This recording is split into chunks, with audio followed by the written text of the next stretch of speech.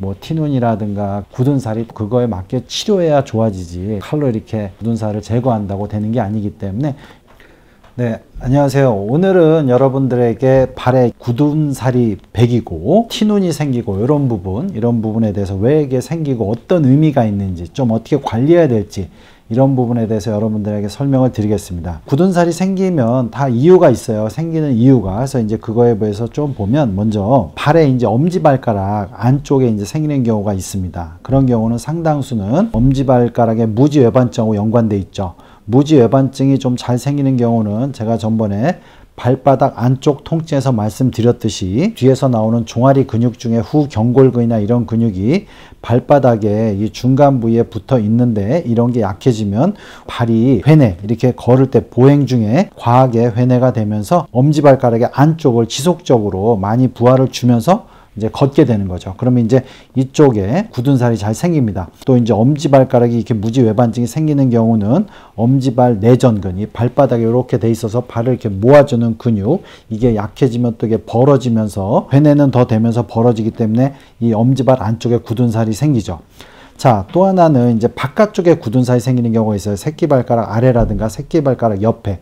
이런 경우는 왜 잘 생기냐면 보행 중에 이제 옆으로 이렇게 좀 더 걷는 분들이 있습니다. 물론 옆으로 걷다가 아까 같이 회내가 많이 돼서 바깥쪽에도 굳은 살이 생기고 안쪽에도 생기신 분이 있어요. 근데 이렇게 좀 더 바깥쪽으로 이렇게 걸을 때, 그러니까 보행의 패턴이 좀 더 바깥쪽에 하중이 더 갈 때 이제 문제가 되죠.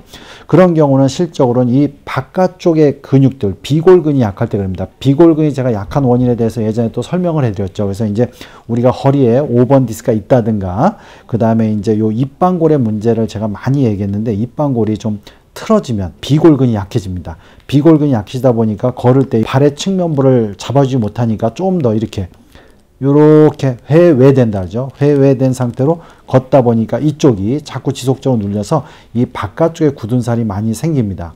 자, 그러면 이런 경우는 우리가 이제 허리도 물론 봐야 되고, 종종 가다 이 입방골이 빠진 경우는 요걸 잘 교정해 주면 되는데 교정하는 병원이 많이 있지 않기 때문에 지속적으로 이게 해결이 안 되고, 약간 발목 옆쪽이 아프면서 이쪽에 굳은 살이 생기면서 지속적으로 아프다면 입방골을 교정할 수 있는 병원을 오셔야 되고, 좀 우리 병원에서 많이 치료하니까 좀 참조하시면 좋을 것 같습니다. 또 하나는 발에 이 발바닥에 이 중족골이라 하죠. 우리가 이제 발에서 요게 이제 족근골이라 그러고, 그 다음에 요 사이에 있는 게 중족골입니다.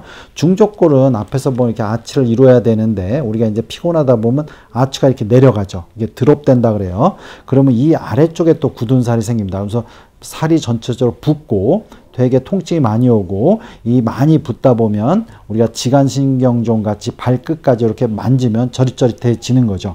그래서 이렇게 된 경우는 거의 다 중족골이 이렇게 아래로 내려간 경우입니다. 중족골은 왜 내려가냐면 장무지 굴근이라 하죠. 이렇게 아래쪽으로 내려주는 근육, 이런 게 과도하게 긴장된 거예요. 장무지 굴근도 결론은 이 종아리에서 내려오는 근육입니다. 그래서 종아리 근육이 과도하게 긴장되면 이게 더 내려가고, 그러면서 이 아치를 잡아주는 좀 전에 얘기했던 장무지 내전근, 이런 근육이 약해지면 이런 식으로 이제 통증이 오게 되죠. 그래서 이런 경우는 우리가 이제 발을 테니스공 같은 경우로 많이 마사지를 해주고, 종아리를 지속적으로 스트레칭 해주고, 그 다음에 발을 이렇게 마사지할 때 요 중족골 위로 올려주는 형식으로, 아치를 이렇게 만들어놓은 형식으로, 이런 식으로 마사지를 해주는 게 되게 중요하겠습니다. 또 하나는 여러분들이 이제 요 발가락의 등 쪽에 굳은 살이 생기는 경우가 있어요. 근데 그거는 왜 그러냐면 주로 그런 분들이 발가락에 이렇게 올라서는, 텐트처럼 올라서는 경우가 많은데, 옆에서 볼 때 이렇게 올라섭니다. 그래서 엑스레이 찍어도 이렇게 좀 나오는데, 그러면 이제 신발의 위쪽 부분이 닿아서 이쪽에 굳은 살이 생기죠. 자, 이런 거는 의미가 무슨 의미냐면, 종아리에서 내려오는 근육은 발끝에 붙고, 그 다음에 이제 발의 내재근은 요 중간 부위에 붙어요. 즉 내재근은 강하고 종아리 근육이 부드럽다면 이게 이렇게 올라서지가 않는데, 종아리 근육이 계속 피곤하면서 긴장되고 발바닥에 내재근이 약하면 이렇게 올라선다는 거죠. 이걸 갈퀴발이라고 합니다. 갈퀴발.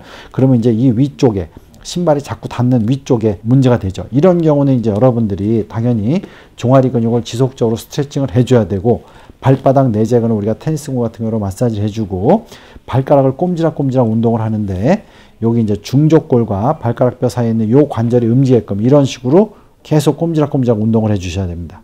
그래서 끝을 움직여 주는 게 아니라 요 중족골과 연관된 관절, 가장 안쪽 관절을 움직여주는 식으로 발가락을 꼼지꼼지락 해주고 무지내전근을 강화시켜서 이제 수건 잡는 운동, 발가락으로 그런 걸 같이 해주면 발가락의 내재근도 많이 강해지고 이런 부분도 해결될 수가 있습니다. 제가 더 얘기할 부분은 뭐냐면 이 뒤꿈치에 구둑살이 생기는 경우가 있습니다. 뒤꿈치가 막 갈라지고 희끗희끗해지고 막 이렇게 되는 경우, 이런 경우는 또 무슨 경우냐면 몸의 갑상선 기능이 떨어진 경우에 이 뒤꿈치가 많이 갈라지는 경우가 있습니다. 너무 갈라져서 통증이 온다든가 많이 하얘져서 피부가 이렇게 박리된다든가 그러면 갑상선 기능을 한번 같이 점검하는 게 되게 중요하겠습니다.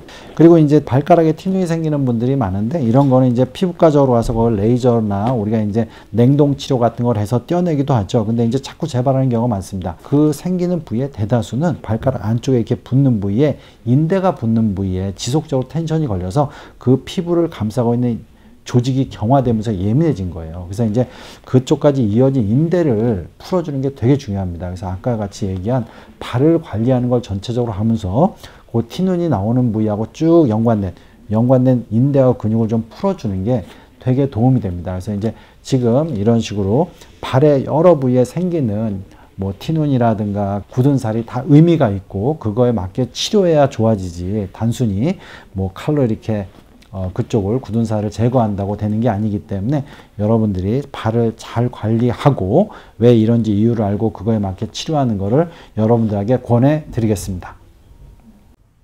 예, 연세신통TV 여러분 구독해 주시고요.